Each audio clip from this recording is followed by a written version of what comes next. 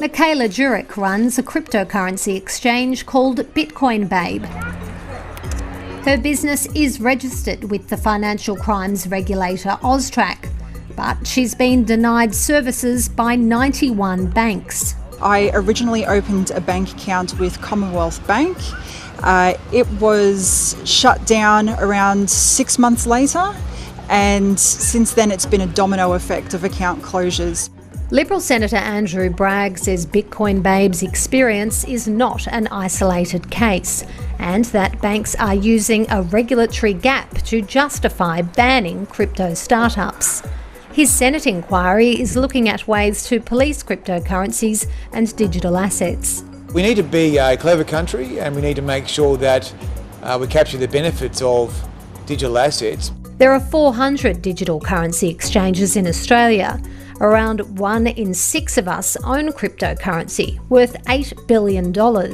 In the first half of this year, more than $25 million was lost in Bitcoin scams. That's compared to almost $18 million in all of 2020. Cryptocurrency is not regulated. So at the moment people are purchasing cryptocurrency, but they're doing that without any kind of consumer protection. The fintech firm this investor works for wants crypto deposits with accredited platforms to be protected like bank deposits. What I've found is as crypto is becoming more everyday people are looking to invest in it.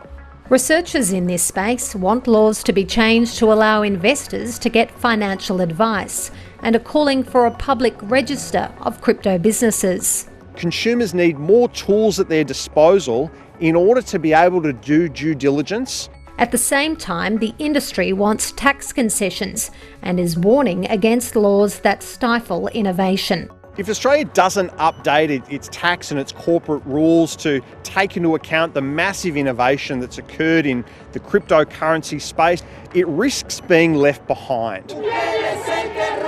Globally, cryptocurrency is already going mainstream.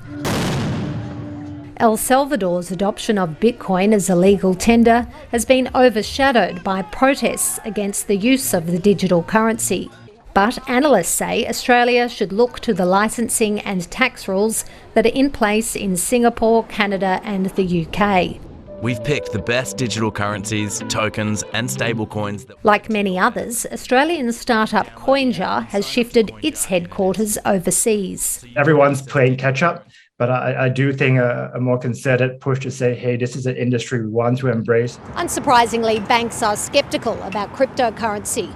But while they've been accused of anti-competitive behaviour, they point to anti-money laundering and counter-terrorism financing law risks. But Afterpay's deal with US tech giant Square could soon see Bitcoin become a widely accepted form of payment in Australia. The Reserve Bank is also looking at developing a digital currency. For Michaela Juric, her banking nightmare continues. She has a personal account with a minor financial institution, which often blocks her cash withdrawals from other banks. Banks are private entities. No one can force them to do business with me or anyone for that matter. It's essentially one of those things I have to cop. A regulatory mess forcing some in the crypto world to walk away from conventional finance.